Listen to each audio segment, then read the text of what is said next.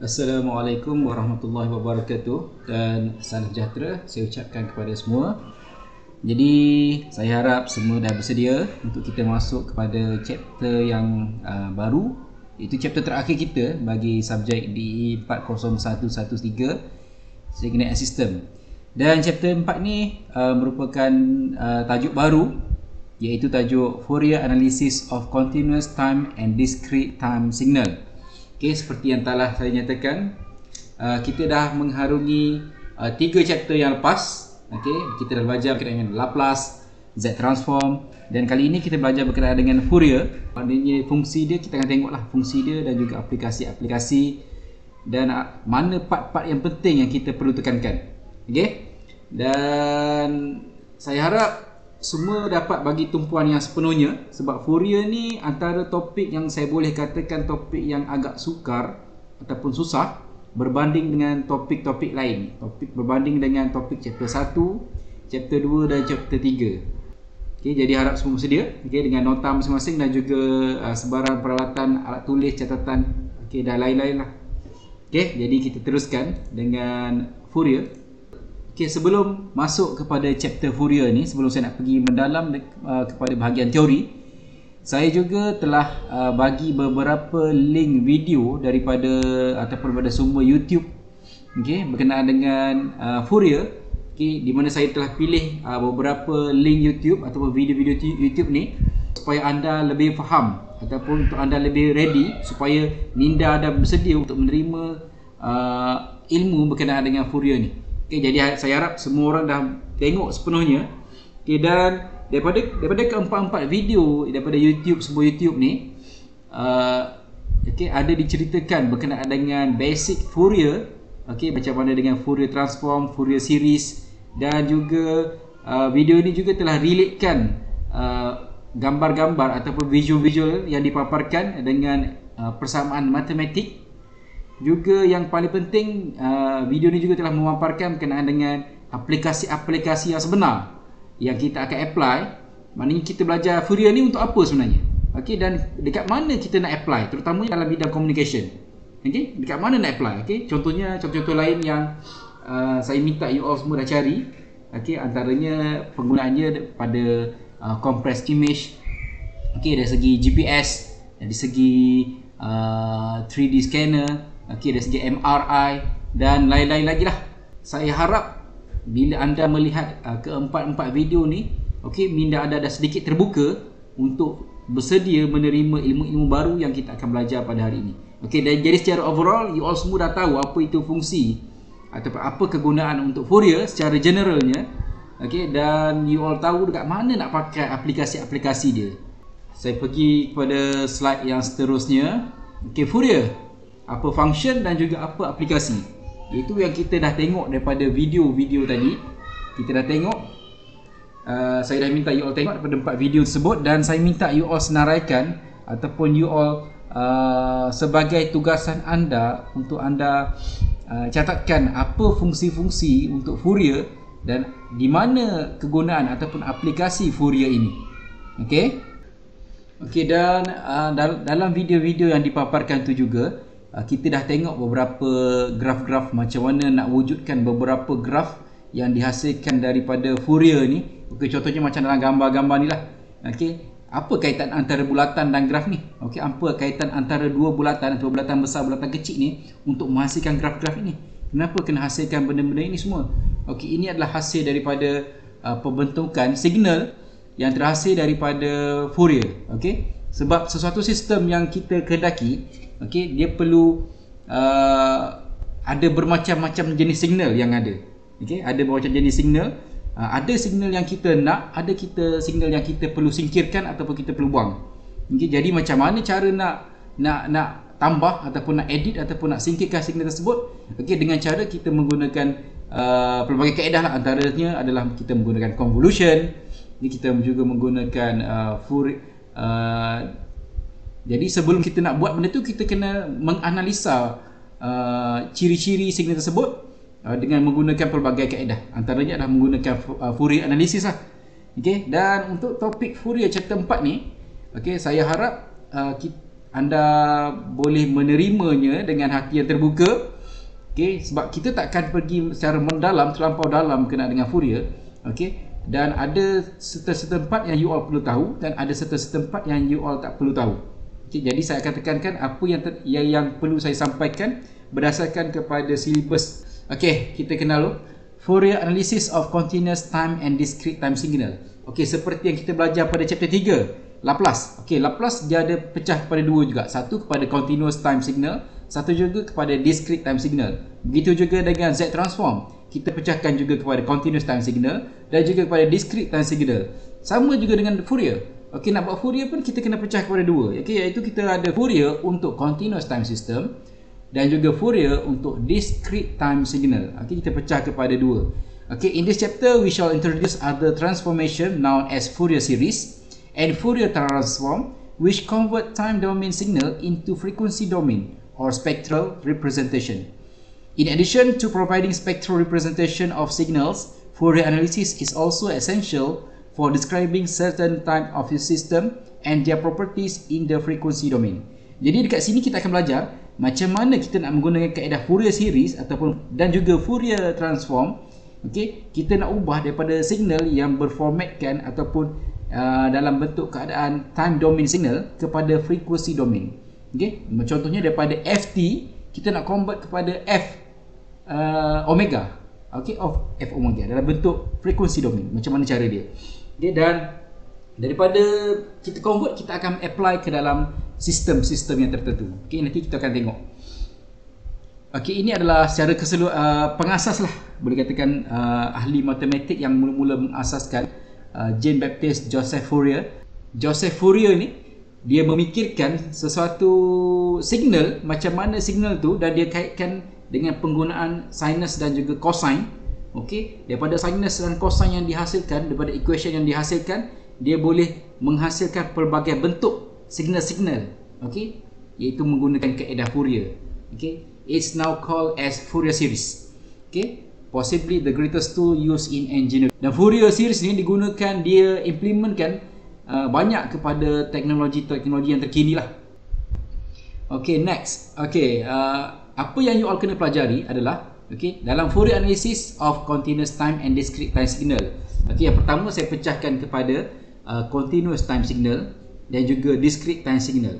Okay, dalam continuous time signal yang you all kena pelajari adalah periodic signal, complex exponential Fourier series representation dan juga trigonometric Fourier series. Ada tiga yang you all kena belajar.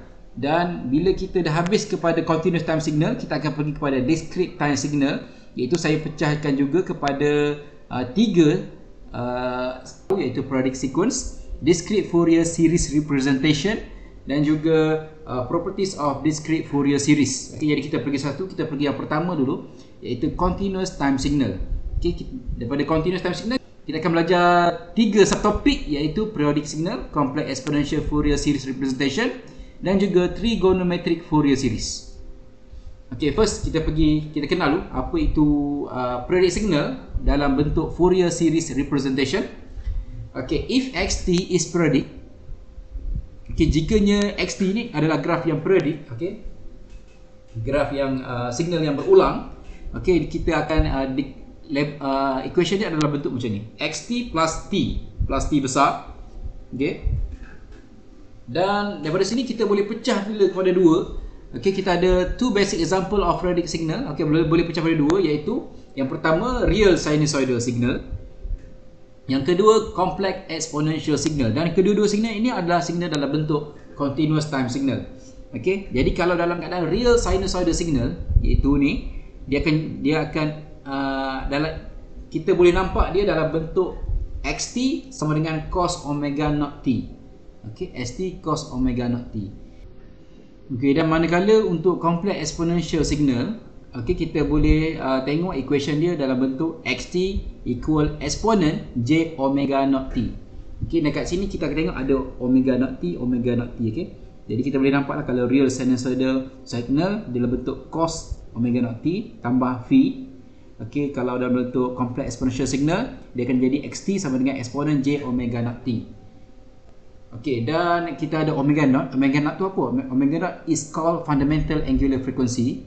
Okay, fundamental angular frequency di mana omega naught sama dengan 2 pi f naught. Okay, semua orang tahu f naught sama dengan sama dengan 1 per t naught. Semua orang tahu. Jadi kita boleh gantikan f naught dengan 1 per t naught jika perlu, tengok pada keadaan ataupun bergantung kepada soalan. Dan f naught is refer to the fundamental frequency, kita sebut sebagai fundamental frequency. T naught pula kita call sebagai fundamental period. Okay, T is period. Okay, jadi sekiranya kita gantikan since omega naught equal to 2 pi f naught, jadi dalam persamaan kita boleh gantikan omega naught ni dengan 2 pi f naught. Okay, 2 pi f naught T plus V, ataupun kita boleh gantikan dengan 2 pi 1 over T naught T. Okay, tambah V. Seterusnya, Fourier analysis of continuous time signal and system. A signal is a continuous time signal if the variable of the signal vary continuously with time. Okay, two important classes of Fourier series method are follows. Okay, jadi kita nak tengok macam mana pula dalam keadaan bentuk Fourier itu dalam bentuk keadaan series. Okay, kita sebut dia sebagai Fourier series. Kenapa? Sebab signal ni dia boleh berulang. Maksudnya dia secara periodik. Maksudnya bila periodik ni dia boleh berulang. Maknanya dia akan berterusan dalam bentuk yang pattern yang sama. Kita boleh nampak pattern dia. Okey, maksudnya daripada t kosong sehinggalah kepada beberapa t yang banyak. Okey, contoh t infinity. Okey, pattern signal tu kita boleh tengok dia hampir sama. Dia boleh tengok sama. Okey, tak kira lah macam mana bentuk pattern dia, tapi kita boleh jangkakan pada waktu t tertentu dia akan berulang balik pada pattern-pattern tertentu. Jadi sebab itulah kita perlu adanya Fourier series. Okey, di mana Fourier series ni daripada equation tersebut kita boleh tengok, kita boleh keluarkan satu equation kita panggil sebagai Fourier series, equation untuk Fourier series, dan daripada kita analisa daripada equation tersebut, maka kita boleh jangkakan macam mana bentuk-bentuk signal kita. Okey, ataupun daripada signal yang dah ada kita boleh keluarkan jadi dia sebagai equation untuk Fourier series. Jadi untuk Fourier series ni kita akan pecah kepada dua, iaitu complex exponential Fourier series dan juga trigonometric Fourier series. Okey, macam untuk complex exponential Fourier series representation, okey, ini adalah formula dia. Xt, kita ada sum between the k equal negative infinity to infinity ck exponent negative jk omega naught t. Okey, dan kita pakai ck, okey, dan iaitu k adalah integer value, apa-apa saja nilai nombor integer terhadap k, dan ck is complex Fourier coefficient. Okey, itu adalah pemala untuk Fourier, di mana ck ni kita perlu cari, iaitu dia ada formula dia sendiri, iaitu ck sama dengan 1 per t naught. Okey, kita integrate xt exponent negative jk omega naught t dt. Okey, sekiranya k itu adalah kosong, okey, ini adalah formula dia lebih ringkas lah, iaitu c naught equal 1 per t naught integrate xt dt. Okay, nanti kita akan tengok contoh macam mana kita nak pakai. Okey, dan saya juga nak memperkenalkan kita ada satu lagi formula kita panggil sebagai Euler formula. Nah, Euler formula ni biasa diberi dah dalam final exam, tapi bagi saya untuk anda ingat pun tak susah, anda boleh ingat. Okey, dan dia akan pakai banyak untuk complex exponential ni. Jadi you all kena tahu sekiranya cos theta, okey, dia boleh jadi eksponen j theta tambah eksponen negatif j theta per 2. Untuk sin theta, dia formula dia eksponen j theta tolak eksponen negatif j theta per 2j. Ini kita panggil sebagai Euler formula. Sebagai contoh, example 1. Determine the complex exponential Fourier series representation for each of the following signal. Okey, dia bagi soalan dia a, b, xt equal cos omega naught t, xt equal sin omega naught t. Jadi macam mana nak selesaikan? Cara mudah dia adalah kita kena pakai Euler formula lah. Okey, xt equal cos omega naught t. Jadi cos omega naught t tu kita tahu, kita boleh terus refer kepada Euler formula. Cos omega naught t kita ada eksponen j theta tambah eksponen negatif j theta per 2. Okey, jadi kita salin sajalah. Okey, eksponen j omega naught t tambah eksponen negatif j omega naught t per 2. Kita salin saja, dan kemudian kita pecahkan dia. Okey, dan untuk persamaan Euler formula ni, okey, dia sama dengan formula yang kita tengok tadi. Okey, formula yang slide sebelum ni. Dia sama. Xt sum k negative infinity to infinity ck eksponen negatif jk omega naught t. Okey, jadi dia sama. Jadi kita samakan dia. Kita samakan dia balik. Bermaksud Yang ni, yang di bawah ni dia sama dengan Euler formula. Okey. Melainkan sekiranya diberi nilai untuk omega naught ni, kita kena masuk nilai lah, kita gantikan nilai omega naught tersebut. Okey, untuk B pun sama, sin omega naught T. Okey, bila sin omega naught T, kita refer kepada Euler formula. Okey, sin theta iaitu eksponen J theta tolak eksponen negatif J theta per 2J. Okey, ni kita ada. Jadi kita masuk nilai, kita pecahkan dia dan kita samakan balik dengan persamaan dengan equation yang kita mula-mula tadi. Iaitu equation ni. Okey, kita samakan balik dan dia sama. Okey, saya harap semua dapat ikut dan faham. Kita pergi lagi kepada beberapa contoh yang lain. Exercise. Determine the complex exponential Fourier series representation for each of the following. Okey, kita ada 5 soalan dekat sini. Cos omega naught T, sin omega naught T, cos 2T tambah pi over 4, cos 4T plus sin 60, sin square T. Okey, kita pergi satu. Okey, kalau XT cos omega naught T, ini sama. Kita dah buat tadi, kita dah tengok tadi soalan tadi. Untuk example yang pertama, okey, kita refer kepada Euler formula. Okay, dan kita samakan dengan formula yang kita belajar pada awal-awal tadi. Okey, yang kedua, okey, seterusnya untuk sin omega naught T pun sama, kita dah tengok tadi. Kita gunakan Euler formula dan kita samakan dengan formula yang pertama tadi. Okey, next. C. Okey. XT equal cos 2T plus pi over 4. Okey, jadi kita tahu dekat sini dia omega naught dia gantikan dengan sesuatu nilai. Okey, digantikan dengan nilai. Okey, jadi kita kena ikutlah. Okey. Jadi cos 2T plus pi over 4, okay, dia sama dengan formula tadi, sama dengan formula ni, cuma kita perlu masuk nilai lah, di mana kita perlu masukkan nilai omega naught.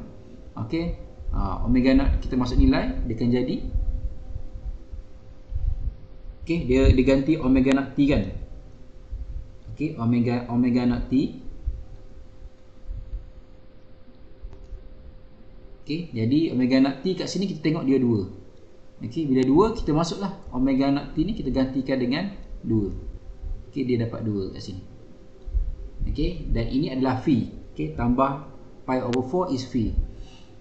Okey, dan kita samakan juga dengan Euler formula tadi. Kita dah buat Euler formula. Sama, kita masukkan omega naught T. Okey, iaitu 2 dan juga phi. Okey, pi over 4. Okey, sama dengan kita masuk nilai dan kita samakan antara kedua-dua ni. Okey, kita samakan antara kedua-dua ni. Okey, jadi Euler formula dan ini adalah formula untuk complex exponential. Okey, untuk soalan D, okey, cos 40 plus sin 60. Okey, kita terus okey, yang ni dia akan pakai formula yang sama yang ni. Okey, kita tengok, jadi kita ada 2 cos dengan sin. Jadi mula-mula sekali kita buat Euler untuk cos, kemudian kita buat Euler untuk sin, dan kita perlu gantikan nilai omega naught. Omega naught ni kita ganti. Okey, dan hasil daripada sini kita samakan dengan complex exponential punya formula. Okey, soalan seterusnya iaitu soalan E, xt sin square t. Okey, yang ni pun sama, kita samakan dengan formula yang awal tadi. Okey, dan yang ni pun kita akan refer formula di mana dia ada sin square, jadi kita kuasa 2 kan dia. Okey, dan kita darab matematik sajalah. Okey, kita menggunakan darab matematik dan kita comparekan antara Euler dan juga formula untuk complex exponential. Okey, saya harap semua faham dengan contoh-contoh yang diberi. Boleh cuba pergi dengan dia lebih detail.